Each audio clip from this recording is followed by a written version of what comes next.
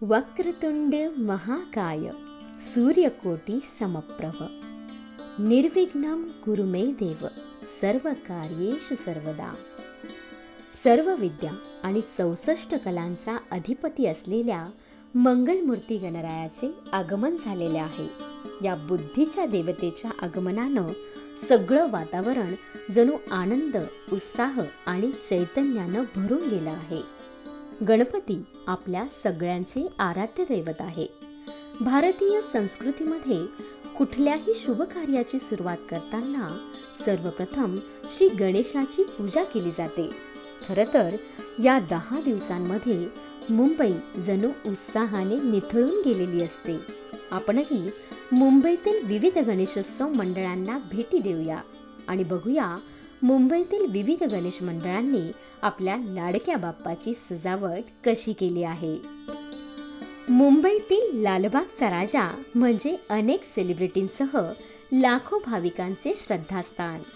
गणेशोत्सवात लालबागचा राजाचे दर्शन घेण्यासाठी देशाच्या कानाकोपऱ्यातून त्याचबरोबर परदेशातूनही भाविक मुंबईमध्ये येत असतात. लालबागच्या राजा गणपतीची मूर्ती, त्या मूर्तीभोवतीची आरास, सुंदर देखावा हे सगळं काही मन मोहून टाकणारं असतं. या मंडळाचं हे 91वं वर्ष आहे. यावेळी लालबागच्या राजाला सोन्याचा मुकुट अर्पण केला गेला आहे. हा राजा मयुरासनावर विराजमान आहे. राजाची झलक पाहून उपस्थित भक्तगण एकच जल्लोष करतात. परळचा राजा हा मुंबईतील एक मानाचा गणपती मानला जातो. ज्या वर्षी भारतात स्वातंत्र्य मिळाले त्याच वर्षी म्हणजे 1947 साली या गणपती मंडळाची स्थापना झाली आणि येथे गणपती बसवण्यात आला. या गणेश मूर्तीला नरे पार्कचा राजा किंवा परळचा राजा म्हणून सुद्धा संबोधले जाते. सिद्धिविनायक हे गणेश भक्तांमध्ये सर्वात प्रसिद्ध असे एक मंदिर आहे. या मंदिराची स्थापना 1801 मध्ये झाली असून येथे दररोज हजारो भाविक दर्शनासाठी येतात. बॉलिवूड पासून ते राजकीय जगातील दिग्गज मंडळीही येथे आवर्जून येतात. माटुंगा येथील GSBच्या गणेश मूर्तीला सर्वात धनाढ्य गणपती म्हणून ओळखले जाते. GSB सेवा गणेश मंडळाचा हा गणपतीही मुंबईतील मानाचा गणपती आहे. 1955 मध्ये कर्नाटकातून आलेल्या गौड सारस्वत ब्राह्मण समुदायाने या गणेश मूर्तींची प्रतिष्ठापना केली. या गणेश मूर्तीला शुद्ध सोन्याची आभूषणे घातली जातात. गणपतीची ही मूर्ती साकारताना सुद्धा सोन्याचा वापर केला जातो. कोट्यावधी रुपयांच्या दागिन्यांनीही ही मूर्ती सजवली जाते. आमच्या इथे सकाळी 6 वाजेपासून रात्री 11 वाजेपर्यंत सर्व पूजा असतं. सकाळी गणहोम असतो, सहस्त्र मोदक हवन असतं, तुलाभारची सेवा असतात. तुलाभारची सेवा म्हणजे ही नवस असतं. लोकांनी इथे येतात, त्यांचं कष्ट जे देवाकडे मागतात त्यांचं ते सिद्ध झाल्यानंतर ते देवाला नवस फेडवला तुलाभार करतात. तुलाभारामध्ये नारळाचा तुलाभार, पंचकदा तुलाभार, साखरेचा तुलाभार, गुडाचा तुलाभार, फुलाचा तुलाभार असं वेगळे तुलाभार इथे असतात. त्याच्यानंतर मूळ गणपती पूजा म्हणून असतं आमच्या इथे. मूळ गणपती पूजा म्हणजे एक पूजेला 101 नारळ आम्ही फोडतो. 11 नारळाचा पंचकदा आहे म्हणून 5 पदार्थाचा नैवेद्य असतो, ते आम्ही देवाला नैवेद्य करतो. 111 आरती दाखवतो.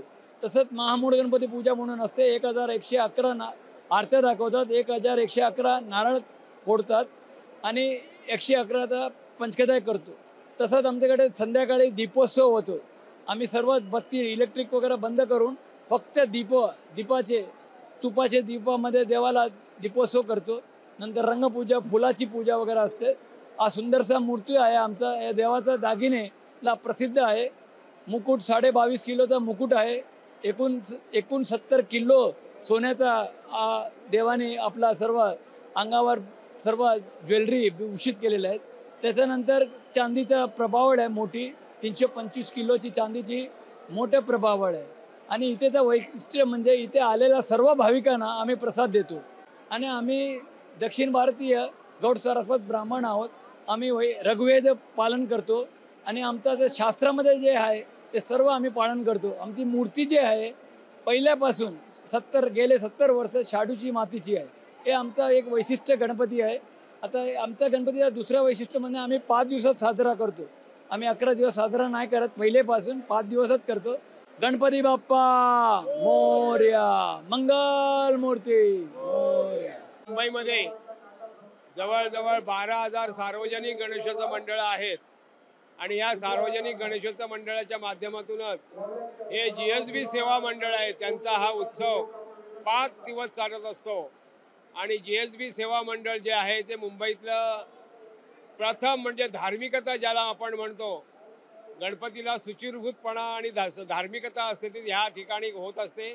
गणपतीच्या पहिल्या दिवसापासून होम हवन, अथर्व शिष्य पठण, गणेश स्तोत्र, वेगवेगळ्या होम प्रकार म्हणजे गणपतीला जे आवश्यकता असते त्या प्रकारचे धार्मिक विधी फक्त केवळ मुंबईतल्या ह्याच GSB सेवा मंडळात होत असतात. आणि ह्या मंडळाच्या माध्यमातून गेल्या वर्षी राम मंदिराच्या संदर्भात सुद्धा त्यांनी साकडं घातलं होतं. आणि गेल्या वर्षी राष्ट्रीय सेवा संघाचे प्रमुख माननीय डॉक्टर मोहनजी भागवत देखील या GSBला येऊन गेले. आम्ही अखिल सार्वजनिक गणेशोत्सवच्या महासंघाच्या वतीनं एक समन्वय साधण्याचा आम्ही दरवर्षी प्रयत्न करत असतो. तो समन्वय म्हणजे महापालिका, सरकार आणि पोलीस ह्या सार्वजनिक गणेशोत्सव मंडळांना 12,000 सार्वजनिक गणेशोत्सव मंडळांना परवानगी एक खिडकी योजनेअंतर्गत देण्याचं काम अखिल सार्वजनिक गणेशोत्सव महासंघाच्या वतीने केलेली आहे. आणि ती राज्याचे मुख्यमंत्री शिंदे साहेबांनी ती मान्यता दिली आहे.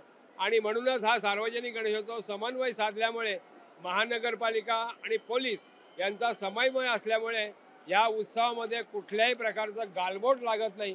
गिरगाव चौपाटीला विसर्जनाच्या दिवशी जवळजवळ कुंभमेळ्यापेक्षाही जास्त रहदारी लोक येत असतात, गणेश भक्त विसर्जनासाठी येत असतात.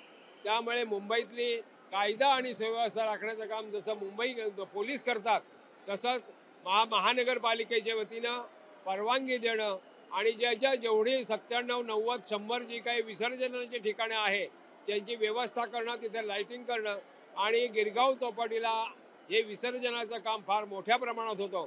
म्हणून जवळजवळ ओहोटी लागते तोपर्यंत महानगरपालिकेने यावर्षी 200 स्टीलच्या प्लेट टाकलेल्या आहेत. त्या स्टीलच्या प्लेटवरून गणपतीची ट्रॉली नेली जाते आणि ते ट्रॉली पूर्ण अगदी पाण्यापर्यंत नेल्यामुळे गणपती विसर्जन चांगलं होतं. नमस्कार दोस्तों, मैं हूं नील नित्य मुकेश। आज GSB सेवा मंडल के यहाँ पे हूँ और यहाँ बप्पा के दर्शन करने आया हूँ, उनका आशीर्वाद लेने आया हूँ अपने पूरे गोड्स के परिवार के साथ। और बस उम्मीद कर रहा हूँ कि आपका आशीर्वाद हम सब पर बना रहे और हम ये शो को बहुत सक्सेसफुल बनाएं। बहुत ही अच्छा शो है और ऑफ कोर्स बिना बप्पा के आशीर्वाद के साथ बिना कुछ नहीं हो सकता। तो बस मेरे साथ भी और हम सब के दिल से गणपति बाप्पा मोरया। आता आपण बघत आहोत विक्रोळीचा विकारहर्ता गणेशोत्सव मंडळाची दृश्य। मनुष्य जीवनाला ग्रसित अशा शारीरिक मानसिक अशा विकारांचा हा गणपती बाप्पा हर्ता आहे आणि म्हणूनच विक्रोळीच्या बाप्पाला विकारहर्ता असं संबोधलं गेलं आहे। विक्रोळीच्या राजाचं सुंदर स्वरूप आता आपण बघत आहोत। सामाजिक जाणीव राखून आरोग्याला हितकारक आणि अहितकारक अशा बाबींची जाणीव हे मंडळ आपल्या दृश्यांमार्फत भक्तगणांना करून देत आहे।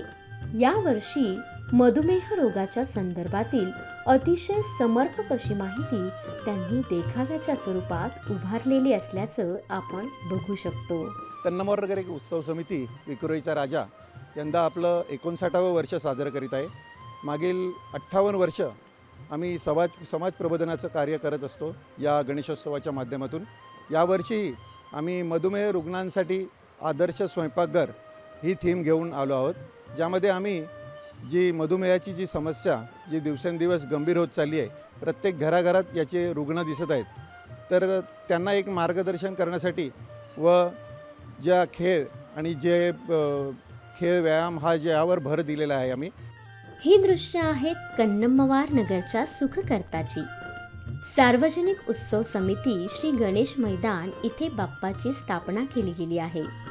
अतिशय सुंदर अशा देखाव्यांनी केलेल्या सजावटीमुळे गणपतीचं रूप अधिकच फुलून दिसत आहे. आता आपण बघत आहोत रायगडचा राजा. भव्य असं बाप्पाचं रूप म्हणजे साक्षात दिव्य दर्शनच म्हटलं तर वावगं ठरणार नाही. अँटॉप हिलच्या लंबोदराचं दर्शन आता आपण घेत आहोत. हिंदू, मुस्लिम, सीख, ईसाई आपस में हे सब भाई भाई याची जाणीव आपल्याला येथील गणपतीच्या दर्शनाने होते. भारतीय संविधानामध्ये उल्लेखलेल्या धर्मनिरपेक्ष संकल्पनेची प्रचिती अँटॉप हिलच्या लंबोदराच्या दर्शनाने आपल्या सर्वांना होते. मैं एक मुस्लिम होने के नाते मैं बचपन से मेरे दोस्तों के साथ में हमेशा गणपति पंडाल में मैं हमेशा सेवक रहा हूं और मैं मरते दम तक मेरे बच्चे भी एक दूसरे का धर्म का सम्मान करने का काम करें, ऐसा मैसेज देने का हमेशा हम लोगों ने काम किया है. जब यहाँ से गणपति जो कोलीवाड़ा ब्रिज से लेके जाते हैं दुबारा शिवाजी पार्क वगैरह हर जगह विसर्जन के लिए, तब हमारे पंडल जो है हमारे कादरी कमेटी की तरफ से हिंदू, मुस्लिम, सिख, ईसाई सभी अंटाफिल पुलिस स्टेशन, डीसीपी जोन 4 के सभी अधिकारी मिल के लोगों के ऊपर फूल डालने का काम हम करते हैं हमेशा. और लोग बहुत खुशी के साथ, उत्सव के साथ गणराया का जो है विसर्जन करने जाते हैं. गणपती बाप्पा मोरया. अशा प्रकारे मुंबई आणि लगतच्या भागातील विविध मंडळ आणि समिती यांनी आपल्या बाप्पासाठी कशी तयारी केली आहे याची काही क्षणचित्रे.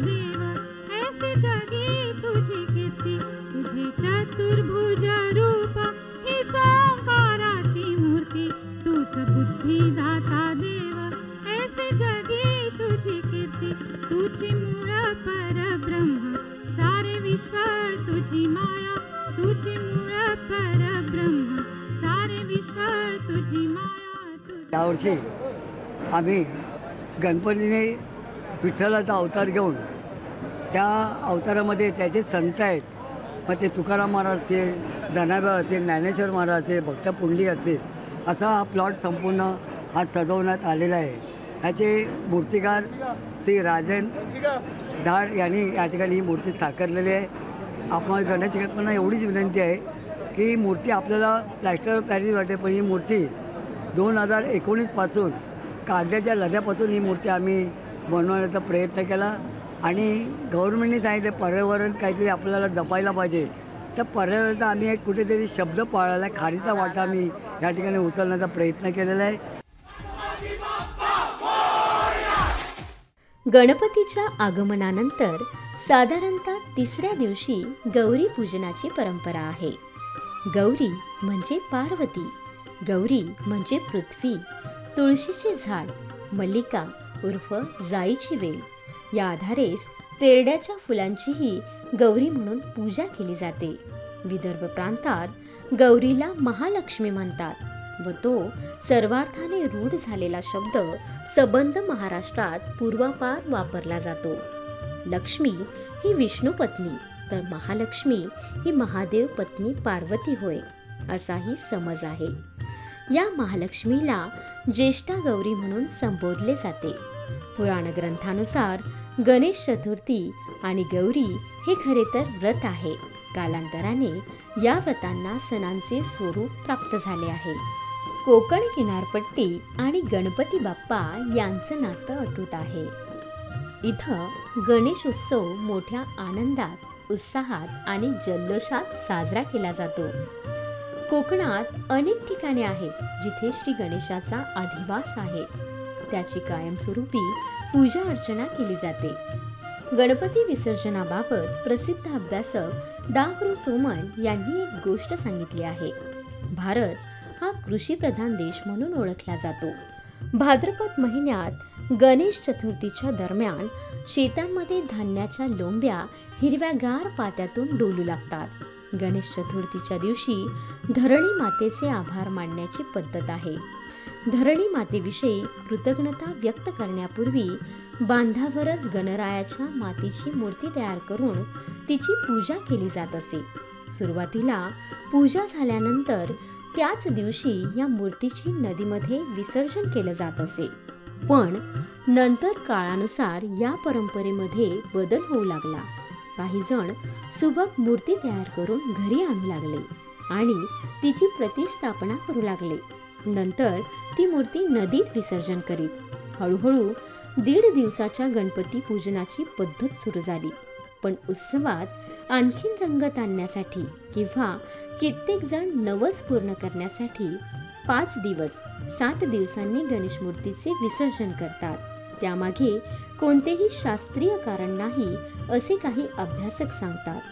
ज्ञान, स्वातंत्र्य आणि ऐश्वर्य देणारा सकल जणांचा देवबाप्पा गणपती हा महादेव शिव आणि देवी पार्वतीचा मुलगा। गणपती बाप्पा हे गजानन म्हणजेच सोंड धारण केलेले ऐरावताचं स्वरूपच आणि बाप्पाची मानवी रूप म्हणजे मायेचं प्रतीक। भगवंताचा तुटलेला अर्धा दात हा एक त्यागाचं प्रतीक आहे। महाराष्ट्राच्या संदर्भात म्हटलं तर बाप्पा म्हणजे एकतेचं प्रतीक। बाळ गंगाधर टिळक म्हणजेच लोकमान्य टिळक यांनी गणेशोत्सव सुरू केला। गणेश चतुर्थी ते अनंत चतुर्दशीपर्यंत मनोभावी लोक तल्लीन होऊन बाप्पाची सेवा करतात। सहसा सार्वजनिक गणेशोत्सव हा 10 दिवसांचा असतो। या दरम्यान बाप्पाला जास्वंद, कमळ, गुलाब पुष्प अर्पण केले जातात। बाप्पांना आवडतो तो मोदक हा नैवेद्य म्हणून दाखवण्याची परंपरा पाळली जाते। प्रसन्न वातावरणात बाप्पाचा हा गणेशोत्सव जनमानसात चैतन्याची ऊर्जा संचारतो। सार्वजनिक गणेशोत्सवात बाप्पा विराजमान झाले आणि कार्यकर्त्यांचा उत्साह गगनात मावेनासा झाला। बाप्पाच्या आवडीची सेवा म्हणजे आरती।